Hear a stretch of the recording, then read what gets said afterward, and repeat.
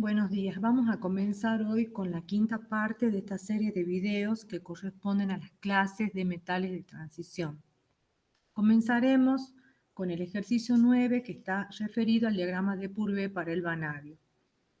Antes de esto vamos a repasar qué es el diagrama de Purvé. Es una representación gráfica del potencial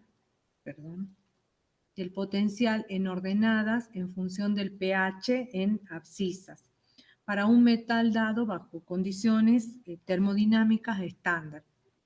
El diagrama de Purvé presenta líneas horizontales, verticales y oblicuas. Las líneas horizontales representan transformaciones redox puras. Eso significa, por ejemplo, que el ion vanádico se reduce a ion vanadoso y acá está representado el equilibrio redox. Las líneas verticales representan equilibrios que dependen del pH. Así, por ejemplo, el ion vanadoso está en equilibrio con el ion hidroxivanadoso. En tanto que las líneas oblicuas dependen tanto del potencial como del pH. El problema también nos pregunta cuáles son las limitaciones. El diagrama muestra las especies preferidas, dejando sin considerar a ciertas especies a los efectos de simplificar el diagrama. Luego nos pregunta las zonas de inmunidad, de corrosión y de pasividad. La zona de inmunidad es la zona donde se encuentra el metal en su forma elemental. Acá estaría en la parte baja. Este diagrama está recortado. Acá donde indica el cursor estaría el vanadio en forma elemental, vanadio 0.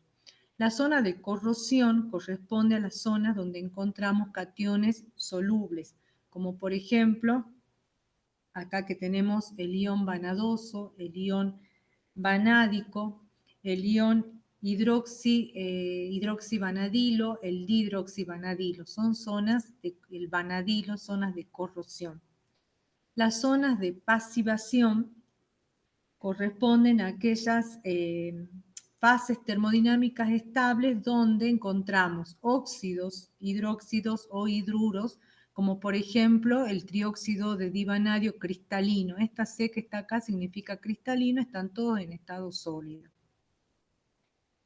Bueno, acá tenemos indicado cómo es el elemento zinc, con el elemento zinc usándolo como reductor en un medio ácido, se puede obtener, se puede lograr la reducción de los estados de oxidación del vanadio. El vanadio sabemos que tiene 4 estados de oxidación, más 5, más 4, más 3 y más 2, que corresponden a las configuraciones electrónicas de 0, de 1, de 3 y de 5. Mediante una reacción con ácido medio ácido, que puede ser con ácido clorhídrico, y usando al elemento zinc como agente reductor, se puede observar cómo se va produciendo la reducción sucesiva de los estados de oxidación del vanadio. Cada uno de estos cambios va acompañado también de un cambio de color. Así va transitando desde un color marrón para los mayores estados de oxidación, pasa luego a verde en el estado 4, a turquesa en el estado de oxidación más 3, para llegar a un color lila en el estado de oxidación más 2 para el ion vanadoso.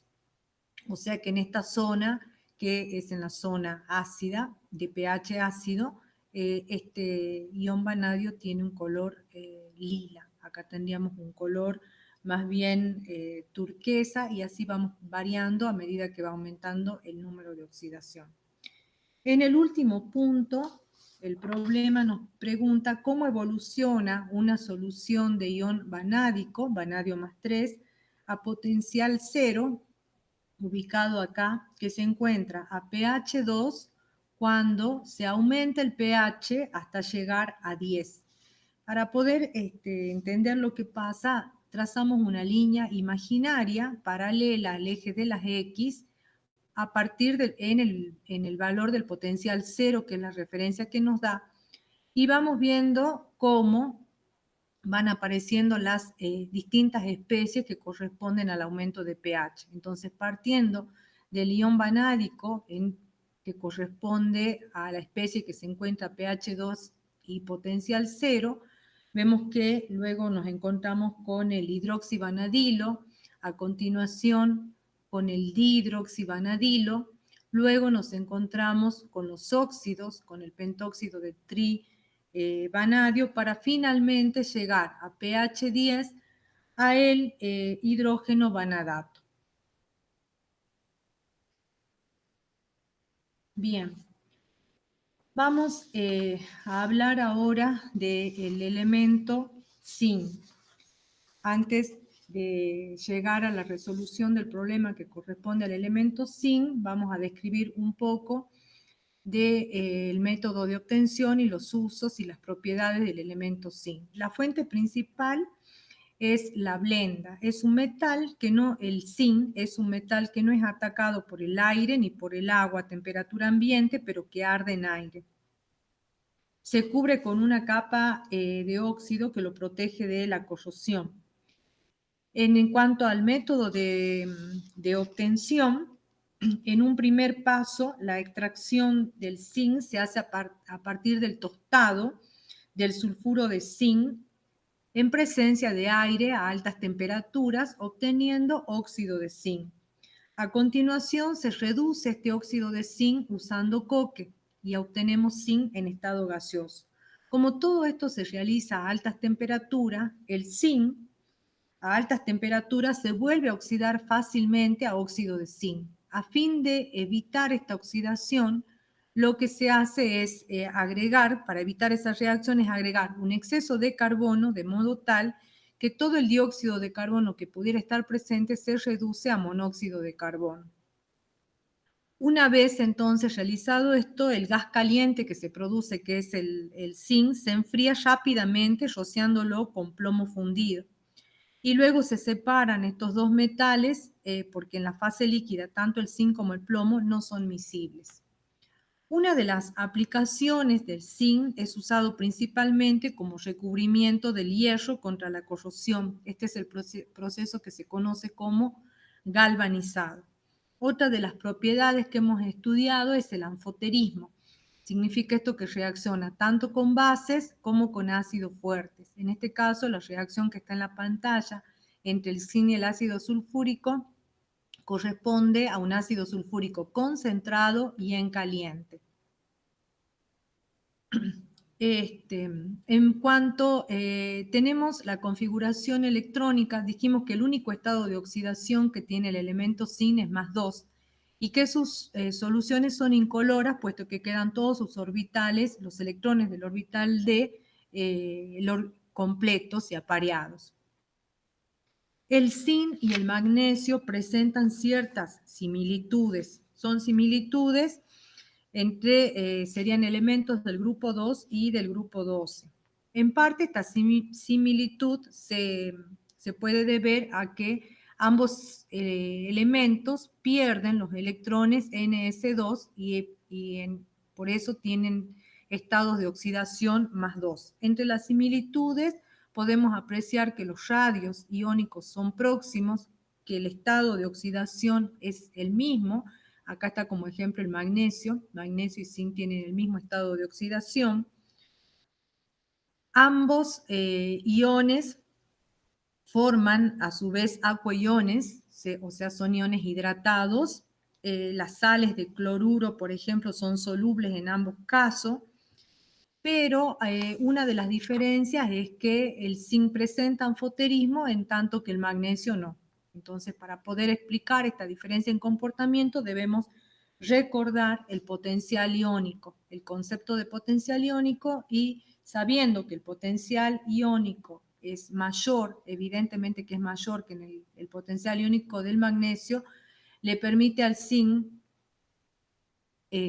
o mejor dicho, justifica por qué el zinc tiene un comportamiento anfótero. Es decir, que el catión zinc es mucho más polarizante que el catión magnesio, justificando de esta manera el comportamiento anfótero.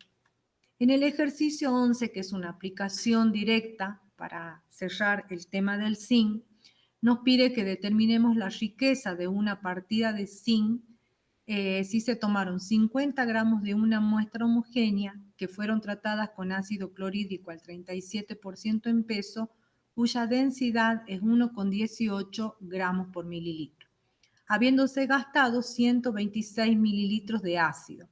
Y tenemos que calcular el porcentaje de zinc en la muestra. Es un problema sencillo de repaso de lo que se estudió en Química 1. Un mol de zinc reacciona con los 2 moles de ácido clorhídrico, obteniendo un mol de cloruro de zinc y un mol de hidrógeno gaseoso. Lo primero que hacemos es calcular la concentración molar de la solución de ácido clorhídrico, partiendo entonces de la densidad, refiriendo a 1 litro, y tenemos la concentración del ácido clorhídrico en masa-masa. La concentración expresada en molaridad es 11,96 molar. La reacción entonces, ya la tenemos escrita acá arriba, podemos calcular el número de moles de ácido clorhídrico gastado, que va a ser la molaridad, vamos a sacar el número de moles por el volumen. Tenemos 11,96 moles en 1 litro por el volumen gastado, que es 0,126 litros, lo cual nos da 1,5 moles. Con estos 1,5 moles de ácido clorhídrico y conociendo la estequiometría de la reacción, por cada mol de zinc se consumen 2 moles de ácido clorhídrico. Quiere decir que para los 1,51 moles de ácido clorhídrico tendremos la mitad de moles de zinc, 0,75.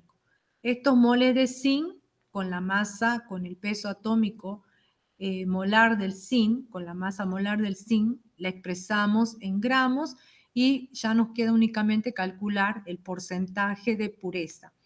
Quiere decir que en los 50 gramos de muestra teníamos 49,35 gramos de zinc. Por lo tanto, la pureza va a ser 98,7%.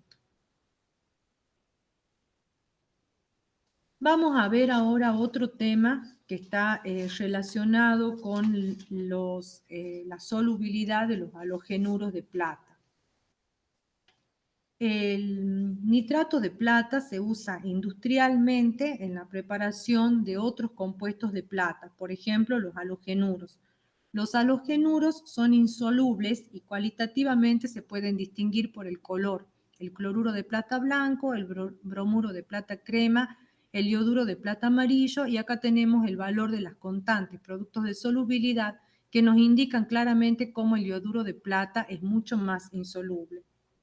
Como es difícil distinguirlos solo por sus colores, hay una segunda prueba de identificación, que es agregar una solución de amoníaco, obteniendo de esta forma el ion diamín-plata, que es soluble y de color azul. Para entender lo que sucede, podemos pensar o verlo como 2 equilibrios que compiten por el ion plata. Así, por ejemplo, en el caso del ioduro de plata, donde el Kps es extremadamente pequeño, predomina la insolubilidad. Quiere decir que prácticamente no van a haber iones plata para poder producir el complejo, para poder reaccionar con el amoníaco. En tanto que en el caso del cloruro de plata, si bien es insoluble, es mucho menos insoluble que el ioduro de plata, quedan algo de iones plata, hay una cierta cantidad de iones plata lo suficientemente altas como para impulsar la complejación con el amoníaco. Esta sería entonces una forma de identificar al ion plata, digamos. Otra situación que llama la atención en el caso de los halogenuros de plata es la diferencia en cuanto a la solubilidad, comparándolos con los halogenuros del grupo 1, de los metales alcalinos.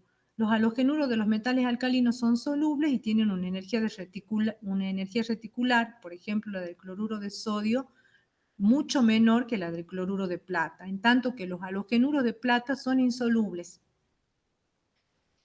¿Cómo se explica esta diferencia, digamos, si ambos cationes tienen la misma carga, el mismo estado de oxidación y los radios son relativamente similares? Bueno, lo que ocurre acá entonces es que, recordamos de nuevo propiedades periódicas, los cationes que no tienen una configuración de gas noble son muy polarizantes, como es el caso de la plata. En consecuencia, el ion positivo va a inducir la polarización del ion de carga opuesta, generando de esta manera un grado significativo de covalencia. Y esto va a hacer que el compuesto sea mucho más insoluble.